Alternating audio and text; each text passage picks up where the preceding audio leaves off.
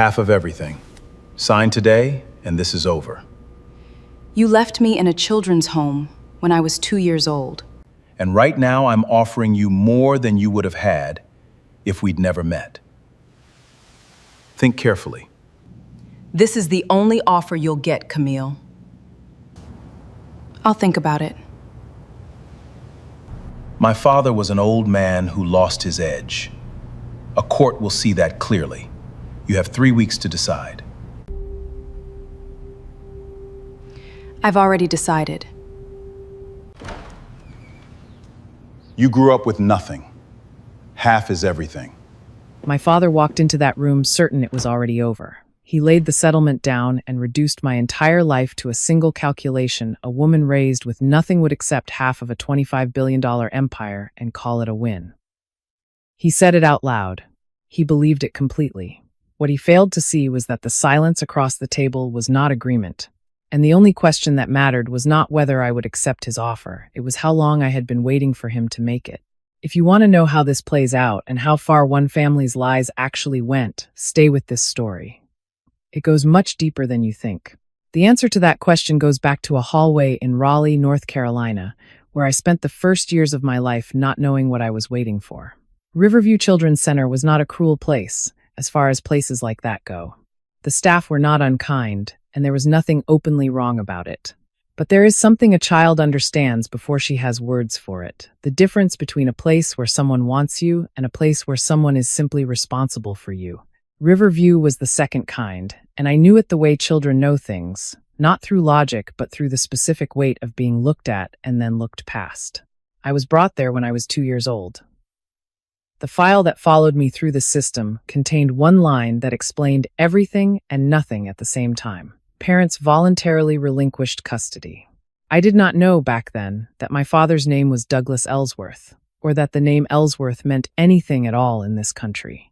I did not know that his family had spent 3 generations building one of the largest privately held conglomerates on the eastern seaboard port operations, freight rail, data infrastructure, energy, and commercial real estate woven together into something that, by the time I finally understood what it was, had been valued at approximately $25 billion. I did not know that his own father, a man named Theodore Ellsworth, ran that empire from a house overlooking the Atlantic in Charleston, South Carolina. What I knew was that nobody came, and that nobody coming was apparently a decision, not an accident. Riverview reached out to family members on my behalf. That was standard procedure. They contacted relatives on both my father's side and my mother's, a woman named Marilyn, who had agreed along with Douglas to walk away. The responses they received ranged from silence to polite refusal. I was 2 years old. I was not difficult to care for.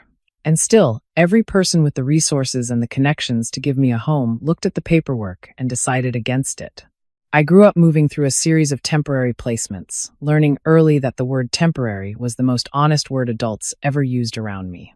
I stopped expecting people to stay not out of bitterness, but because that was simply the shape my understanding of the world had taken given the circumstances it was formed inside. While I was learning that lesson, Douglas and Marilyn were living their lives in Charleston. They had 2 more children, a son named Preston and a daughter named Kelsey. Both of them grew up at Kingsley Bluff Estate, a property on the South Carolina coast that had been in the Ellsworth family for decades. Private schools, international travel, the kind of upbringing where the question is never whether you will go to college, but which one will be honored by your attendance. And in the main hallway of Kingsley Bluff, where the family kept a formal genealogy display, my name did not appear. I was not listed as a daughter, not noted as existing, not even marked as absent. I had been removed from the record entirely, the way you remove a line from a document before printing the final copy. 6 years before Douglas slid that settlement across the table, a man I had never met hired a private investigator to find me. Theodore Ellsworth was in his early 80s at the time, working with his legal team on succession planning for Ellsworth Dominion Holdings. It was during a comprehensive audit of all family records that a document surfaced, one containing my name, which Theodore had never seen before. He went to Douglas with questions. Douglas told him the story he had apparently been telling for 30 years, that I had been taken in by relatives on Marilyn's side, that the family had requested no contact, and that reaching out would only cause disruption. Theodore had believed it because there had been no reason not to. The private investigator's name was Kendra Miles, and she was thorough. What she brought back to Theodore destroyed the story Douglas had been maintaining. I had never been placed with any relative. I had aged through the foster system in North Carolina and come out the other side as an adult with no trust fund, no family connections, and no knowledge of where I actually came from. I had built a career in risk auditing and corporate restructuring work that suited me because it required finding the thing that was wrong in a system that looked functional from the outside. Theodore flew to Raleigh and asked to meet me. I agreed, mostly out of curiosity. He was not what I expected. He was tall and careful in the way that very old men sometimes are, moving through the world like someone who had learned to account for the weight of his decisions. He sat across from me in a coffee shop and told me what Kendra had found, what Douglas had told him for decades, and what he now understood to be the truth.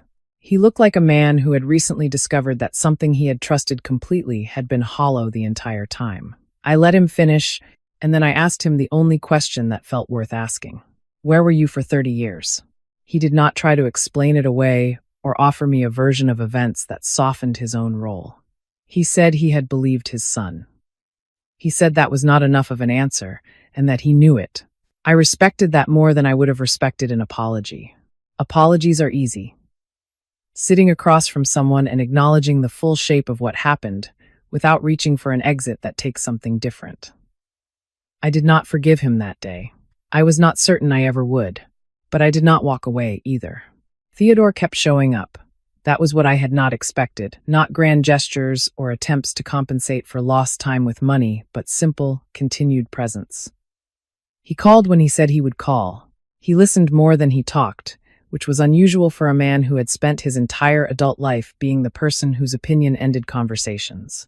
He offered to buy me a house once. I told him I already had one and had paid for it myself. He offered to bring me into Ellsworth Dominion Holdings in a senior advisory role. I told him that if I ever walked into that company, I wanted to walk in because of what I could do, not because of what my last name was. He sat with that for a long moment and then told me it was the first thing anyone in his family had said to him in years that he believed without reservation. What I found out much later was that those refusals were being noted not by Theodore directly, but by an independent governance firm he had quietly retained to assess potential successors to Ellsworth Dominion Holdings. I had no idea the evaluation was happening. I was simply being who I had always been. Meanwhile, Theodore's relationship with Douglas was deteriorating in ways that were becoming impossible to ignore. Douglas had been managing a division of the company for over 2 decades and treated it as though it already belonged to him, using the family name in negotiations without authorization, making decisions that served his personal interests rather than the company's, treating the board like a formality to be tolerated rather than a governance structure to be respected. Theodore watched all of it and said nothing publicly. But the private process of revising his succession documents told its own story about what he had concluded. Theodore died at 87, in the spring, in the house he had lived in for most of his adult life. I received a formal notice from a legal office in Charleston requesting my presence at Kingsley Bluff Estate for the reading of his will. I drove down from Raleigh. I had been to Charleston several times over the previous 6 years, always meeting Theodore at neutral locations, never at the estate itself. The house was larger than I had imagined, old construction, white and serious against the tree line, the Atlantic visible in the distance from the upper windows. I stood in the entry hall and looked at the genealogy wall that stretched along the left side. My name was not on it. I had known that intellectually for years. Seeing it in person felt different. The family was already assembled when I arrived. Douglas looked at me the way you look at someone you have decided to categorize as a problem rather than a person. Marilyn's expression settled into something carefully neutral, which told me she had rehearsed for this room. Preston watched me with quiet attention. Kelsey kept her eyes forward. The estate attorney, a woman named Lydia Benton, who had managed Theodore's legal affairs for over a decade, opened the proceedings without ceremony. Douglas sat with the posture of a man who had already decided how this would go and was simply waiting for the formality to confirm it. Lydia read through the preliminary provisions and then reached the central disposition of the estate. The name she read was mine. Theodore had placed controlling interest in the Ellsworth Family Voting Trust, the structure that held sufficient shares to determine the direction of Ellsworth Dominion Holdings in my name. not as sentiment, and not as compensation. As a considered decision, Douglas received a financial settlement that was substantial by any ordinary measure. What he did not receive was the ability to control what the family had spent 3 generations building. That had been taken from him entirely. The room did not react immediately. There was a moment of absolute stillness, the kind that descends when something has been said that rearranges the shape of everything around it. Then Douglas pushed back from the table, and Marilyn's composure fractured, and Preston looked at the floor, and Kelsey went very still. Less than an hour later, I was in a side room with Douglas, Marilyn, and their attorney. The shift in language was immediate and total. Words like family and blood and what belongs to all of us appeared in their sentences in a way they never had in the 32 years prior. Douglas named a figure. Half. Half of the controlling interest transferred back to the family in exchange for peace. Marilyn leaned forward and said, in a tone she had clearly prepared, that this was the most reasonable path forward for everyone involved and that it was, truly, the only offer I would receive. Then Douglas made his threat explicit. If I refused, they would challenge the will on the grounds of Theodore's diminished capacity, and the resulting litigation would take years and cost everyone far more than the compromise was worth. He said it the way someone says something when they believe the outcome is already determined. I looked at both of them for a moment. Then I told them I had already decided.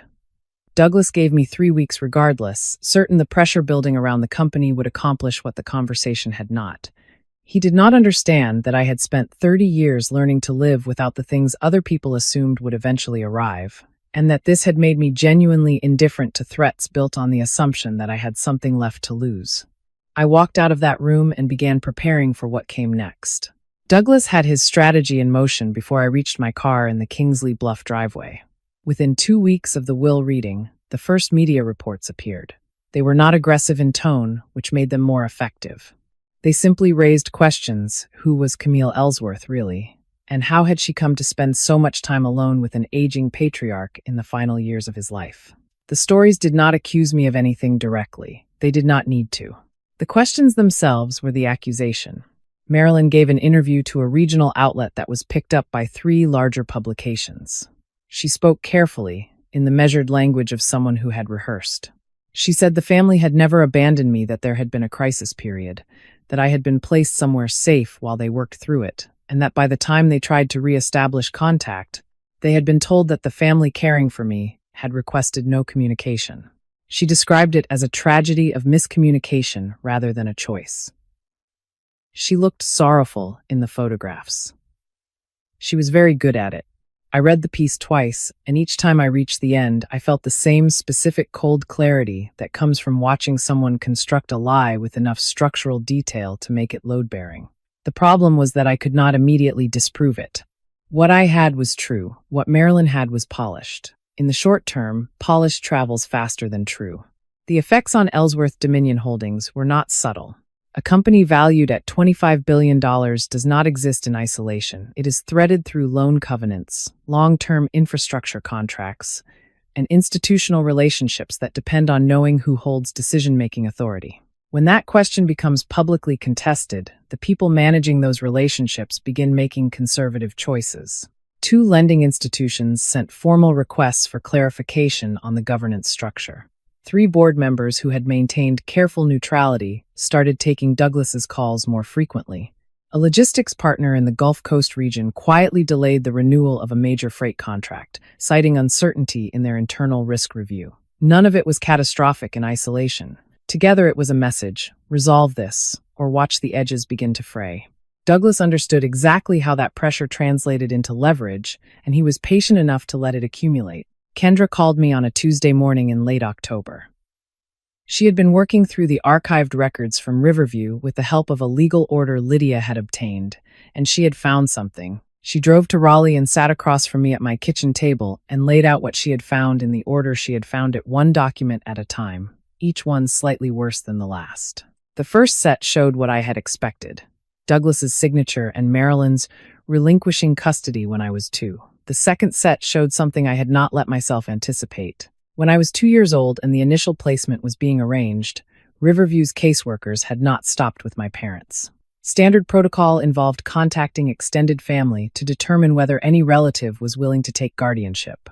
They had contacted multiple members of the Ellsworth family: aunts, a great uncle, cousins with established households and documented financial stability. Every contact resulted in a refusal. One of the case notes referenced a family meeting that had taken place to discuss the situation collectively. Kendra set a document on the table. It was a summary from that meeting, written by a family representative. The family's recorded concern was that accepting guardianship of a child under these circumstances would create what the document called a long-term complication for Douglas's public image and succession positioning within the company. I read that sentence 3 times. They had looked at a 2-year-old child and run a cost-benefit analysis. They had concluded that my existence was a liability, and then they had voted, collectively, to let me disappear into the system. I had spent 30 years believing that what happened to me was the decision of 2 people, my parents, who were young and had made a catastrophic choice. What I was reading told me something entirely different. It was not 2 people, it was a family. It was a room full of adults who had the means and every practical ability to say yes, and who looked at all of that and chose no, because yes would have complicated things for Douglas. There was a second document. When I was 7, a planned adoption fell through, and Riverview attempted to contact my biological family again. The caseworker's notes recorded that Douglas had been reached by phone, informed that I was still in the system, and told that the family retained the option to seek guardianship. His response was a refusal to re-engage with the case. 5 years after that, when I was 12, the same office sent a routine request for medical history to assist with my care. Douglas did not respond at all. My father had not made one catastrophic decision when I was 2, and then lived with the distance it created. He had been given chances to change course when I was 7 and when I was 12, at ages when I still could have grown up knowing where I came from. Each time, he had chosen to do nothing. Preston came to my hotel the following evening. Douglas had called him into the estate office that morning and made a direct request. Appear publicly in support of the family's legal challenge, give a statement to the press, and characterize my relationship with Theodore as one of manipulation. Preston told me he had asked his father one question before leaving the room, whether it was true that I had been placed with relatives on Marilyn's side and that those relatives had prevented contact. Douglas had not answered. He had looked at his son for a long moment and then changed the subject. That non-answer was the only confirmation Preston needed. He came to me that evening and said, quietly and without expecting anything in return for it, that he understood the story he had grown up with did not exist anywhere except in his father's telling of it. Then he warned me. Douglas was preparing something targeted directly at Theodore's mental capacity. He did not know the full details, but he knew his father well enough to recognize when a contingency plan was being activated. Kelsey did not come to me. What she did was quieter and, in its own way, more significant. She stopped appearing beside Douglas in public. The press appearances that had featured the 2 of them carefully staged moments designed to present a unified family began to include only Douglas and Marilyn, reporters noticed. One outlet ran a brief item asking why the younger Ellsworth daughter had become conspicuously absent from the family's public defense. I learned later that Kelsey had found a portion of the Riverview documents that Preston had left on a table at the estate. She had not called me and had not said anything publicly, but she had stopped standing next to her father, and in a legal fight that ran partly on narrative, that visible absence was its own kind of statement. Douglas filed the competency motion 3 weeks later. His legal team argued that Theodore had exhibited signs of cognitive decline in the final period of his life, submitting medical records showing that a physician had noted mild cognitive impairment approximately 18 months before Theodore's death. The argument was precise. A man showing early-stage diminished capacity was susceptible to influence, and the radical departure from prior succession planning, setting aside a son who had devoted decades to the family business in favor of a daughter who had appeared in Theodore's life only 6 years prior, was itself evidence of that influence at work. The filing named me explicitly. The court issued a temporary order partially freezing the transfer of the voting trust. I still held the position Theodore had designated for me, but the practical authority that came with it was suspended pending resolution. Douglas moved immediately, going to the board and proposing himself as interim operational authority.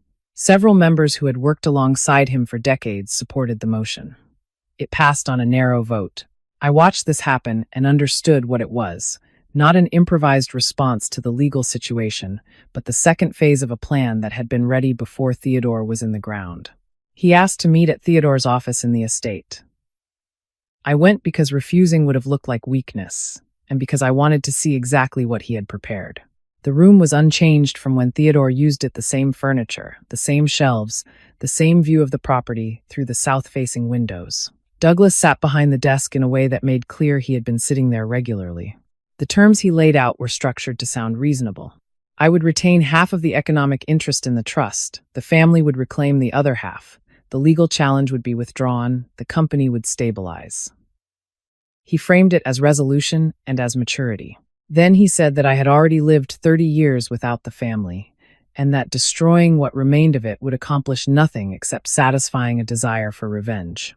That morning, Lydia had told me plainly, if the court invalidated Theodore's succession documents, the prior structure governed. Douglas would be the legal heir, not half of the voting trust. All of it. I picked up the pen Douglas had placed on the document. I held it and looked at the terms and thought about Kendra sitting at my kitchen table, laying out one document at a time. I thought about the caseworker's note from when I was 7, a phone call received, a daughter still waiting, and a decision made to say nothing.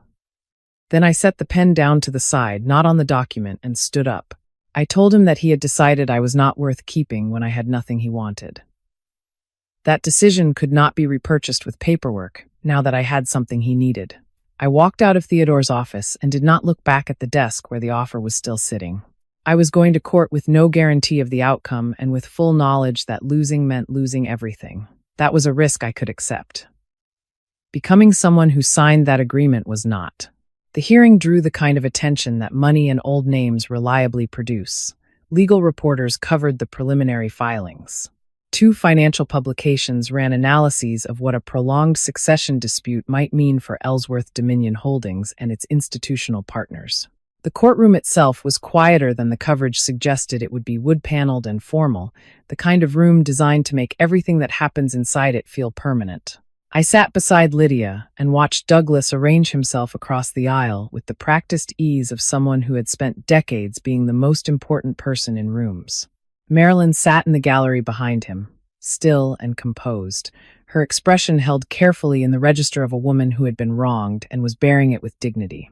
His legal team moved efficiently. They entered the medical records into evidence, first the physician's notation of mild cognitive impairment, documented 18 months before Theodore's death. Then they called a neurologist, who testified that patients presenting with early-stage cognitive changes were statistically more susceptible to influence from recently introduced figures in their lives. Douglas's attorney then walked through a timeline. Theodore's relationship with me had begun 6 years before his death, during which period he had progressively reduced Douglas's authority, altered his estate documents 3 times, and ultimately made a disposition that defied every prior version of his succession intentions. The attorney used the word manipulation 4 times in 20 minutes without directing it at me by name. Then Douglas took the stand and spoke for nearly an hour. He described himself as a son who had made mistakes early in life, who had been young and overwhelmed, and had made a decision about my placement that he had regretted ever since. He said he had tried to find me. He said that when I appeared in his father's life, he had hoped the estrangement could be repaired, but that instead he had watched Theodore become isolated in ways that concerned everyone who loved him. He was composed throughout and made eye contact with the panel at the right moments. He was, by every observable measure, a convincing person telling an unconvincing story to a room that did not yet know it was unconvincing. I sat and listened to him, describe my childhood as a tragedy that had happened to both of us equally, and I kept my face still in the way I had learned to keep it still in boardrooms when someone was presenting numbers they had constructed rather than found. Lydia's response was methodical. She entered the Riverview records into evidence in their entirety, the custody relinquishment forms, the caseworker's contact logs documenting every relative who had been reached and every refusal received, the summary from the family meeting with its recorded concern about long-term complications for Douglas's image and succession positioning. She then presented the documentation of every subsequent contact Riverview had made with Douglas, the call when I was 7, his refusal to re-engage, the medical history request when I was 12, left unanswered. She read each piece in the same even tone, without editorializing, and let the sequence carry its own weight.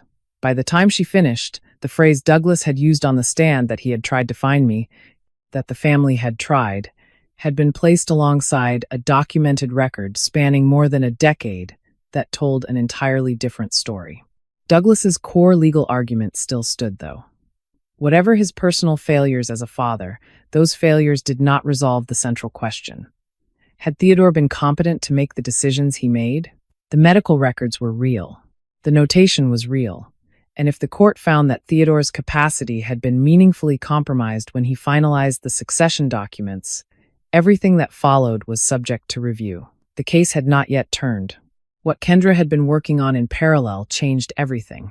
She had located a storage index at an independent legal firm in Columbia, a firm with no prior connection to the Ellsworth family's primary attorneys and no involvement in the estate proceedings. The index referenced a file set maintained under Theodore's direct authorization, established as a separate administrative record kept entirely outside the general estate inventory. Lydia obtained court access. What was inside reframed the entire competency argument in a single afternoon. Theodore had begun the formal process of revising his succession documents nearly 3 years before his death. Not 18 months before, when the cognitive notation appeared in his medical file nearly 3 years before, when by every available measure he was operating at full capacity. The file contained documentation of 2 separate neurological assessments he had personally commissioned, both returning findings of no significant impairment. Written confirmation from 2 independent attorneys attesting to his legal competency at the time the revisions were initiated. A formal governance review conducted by the independent firm he had retained to evaluate potential successors. And a video. Theodore had recorded himself in that Columbia office, seated at a table with the documentation visible around him, speaking directly to a camera in the clear and deliberate manner of a man who intended to be understood without ambiguity. The video was played in court. He explained in sequence why he had initiated the succession review, what the governance evaluation had examined, what conclusions it had reached, and why he had made the decisions he made. He was precise and unhurried. He looked exactly like what he was, a man in his mid-80s who had spent 60 years making consequential decisions and knew exactly how to document them so they could not be undone by people who preferred a different outcome. He said I had not been chosen because I was a victim of what his family had done. He said that framing would have been sentimental and insufficient. I had been chosen because when the governance firm evaluated everyone with a plausible claim to leadership of Ellsworth Dominion Holdings, the findings were unambiguous. Douglas had used his access to the company consistently and primarily to benefit himself. I had been offered money and access and had declined both, on the grounds that I would not accept something I had not earned. Theodore said on the recording that this was not a small data point. It was, he believed, the most important single indicator he had encountered in the entire evaluation process.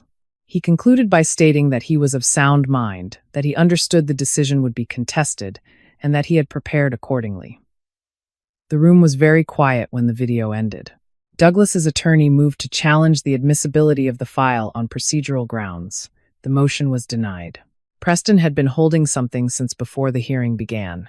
He had received the Riverview documents from Kendra weeks earlier and had also found, in the Ellsworth Dominion Holdings internal system, which he still had access to through his own employee credentials, a set of emails between Douglas and his personal attorney. He had waited, deliberately, to see how far his father would push the defense before he acted. When the video finished playing and it became clear that Douglas intended to continue regardless, Preston handed everything to Lydia the following morning. The emails had been sent in the weeks before Theodore's death, during the period when Douglas had understood that the succession documents had been revised in ways he had not anticipated. One outlined the full contingency plan, challenge Theodore's cognitive competency, extend the litigation until the operational disruption became severe enough to pressure the opposing party, and offer a settlement structured to appear generous while restoring meaningful control to the family. The email was specific about the framing and specific about who would be receiving the offer. Douglas had written, "She grew up with nothing. Offer her half, and she'll think she won. Lydia read that sentence into the record without inflection. Douglas's attorney moved immediately to challenge admissibility. The motion was denied. The emails had been obtained through legitimate access by an authorized user of the company's system. They were admissible. And they were, as a matter of practical reality, the end of the case. Not because they proved Douglas was a bad person, the Riverview documents had already established that with considerable thoroughness, but because they proved the legal challenge itself had been constructed in bad faith from the beginning. He had not filed the competency motion because he genuinely believed his father had been manipulated. He had filed it because it was the most effective instrument available to pressure me into surrendering something I had been legally given. The entire proceeding had been a strategy, not a grievance. The court ruled 3 days later. The motion to invalidate the succession documents was denied in full. The temporary freeze on the voting trust transfer was lifted. Douglas's interim operational authority was immediately subject to reversal. Lydia called me when the ruling came through and read me the relevant section in a voice that was professionally composed and personally satisfied. I thanked her and sat with it for a long time before doing anything else. Marilyn did not speak publicly after the ruling. She and Douglas left Kingsley Bluff Estate that weekend and did not return while I was on the property in the weeks that followed. Whatever version of events she had prepared herself to defend, the emails had made it unsayable. There was nothing left to frame as miscommunication or tragedy. What remained was simply the record, and the record was complete. I did not pursue further legal action against Douglas for the bad faith filing. What I did was make clear to the board of Ellsworth Dominion Holdings, in my capacity as controlling trustee, that Douglas would hold no operational role, no advisory position, and no formal title within the company going forward. He retained his financial settlement. He retained the Ellsworth name. What he did not retain was any mechanism for shaping the direction of what 3 generations had built. He had spent his entire adult life treating that company as an extension of himself. That arrangement was over. Preston met with me the week after the ruling. He said without preamble that he did not expect a position and was not asking for one, that if he were ever to work within Ellsworth Dominion Holdings again, he wanted to do it without any assumption built into his last name, starting from a different place than he had originally planned. I told him I would think about it, and I meant it. Kelsey came to me alone, on a Saturday, at a coffee shop in Charleston that had nothing to do with the family. She sat down without an explanation or a defense and said that she had spent weeks telling herself staying quiet was neutral, and that she had eventually understood it was not. She asked whether there was still room for something between us. She did not define what something meant, and I did not ask her to. I told her I did not know, but that I was willing to find out. That was the most honest answer I had, and she accepted it as such. Douglas had had 3 decades to be my father. Whatever might develop with Preston and Kelsey was its own separate question, one that would be answered slowly and without obligation on either side. But Douglas had used every version of that opportunity across 30 years and a documented series of choices, and I was not going to manufacture a new one simply because the money had made him willing to try. Several months after the ruling, I drove to Raleigh. I had been in contact with the executive director of Riverview for several weeks, and I sat with her and 2 members of her board in a conference room and told them what I intended to do. I established a fund through my personal assets, and a portion of the trust distributions I was entitled to receive $250 million in initial capitalization, with a structured plan for ongoing contributions focused entirely on young people aging out of the foster care system. Housing assistance, tuition support, vocational training, mental health services, startup capital for those who wanted to build something, and long-term mentorship from people who had navigated the same transition. I called it the Open Door Initiative. The name said what it meant. I could not go back and change what had happened to the 2-year-old who had been left in that hallway. That child had already become the adult sitting in this conference room, and the path between those 2 points was fixed. What I could do was make sure that the experience of walking out of a place like Riverview at 18 with no family, no safety net, and the particular loneliness of having been cared for without ever truly being wanted was something fewer people had to navigate entirely alone. I went back to Kingsley Bluff Estate once, several weeks later, for operational matters with the estate management team. When I walked through the main entry, the genealogy wall was still there on the left side, unchanged. A member of the household staff approached me near the end of the walkthrough and asked, quietly, whether I would like to have my name added to the family record. I looked at the space where my name would have gone, should have gone, 30 years ago, before it was removed, and stood there with the full weight of everything that space had meant for most of my life. Then I told her it was not necessary. The Ellsworth family had believed, 30 years ago, that removing a name from a wall was equivalent to removing a person from a story. They had been wrong about that. The story had continued without their permission through foster homes and state files, and a career built from nothing, through 6 years of difficult conversations with a man trying to account for his failures, through a courtroom and a ruling and $250 million directed toward a children's center in Raleigh. I had not needed the wall to become who I was, and who I was had already determined what the empire would do next. The name could stay off the wall. I already knew where I stood. The people who decided you weren't worth keeping when you had nothing don't get to claim credit for who you became, and they don't get to call your success a family asset when it was built entirely without them. If this story meant something to you, share it with someone who needs to hear it today. And if you've been watching for a while and haven't subscribed yet, this is the kind of story we tell here. Human, honest, and worth your time. We'll see you in the next one.